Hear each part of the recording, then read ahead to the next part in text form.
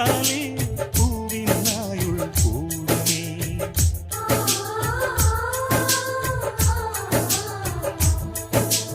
இரண்டு கண்கள் என்றாலும் பார்வை என்றும் ஒன்றுதான். உருவத்திலே தனித்தனிதான், உள்ளம் என்றும் ஒன்றுதான். ஒரு சேவல்தான் நடை காப்பது, இந்த அதிசயம் பாருங்கள், கண்ணனை வாழ்த்துங்கள்.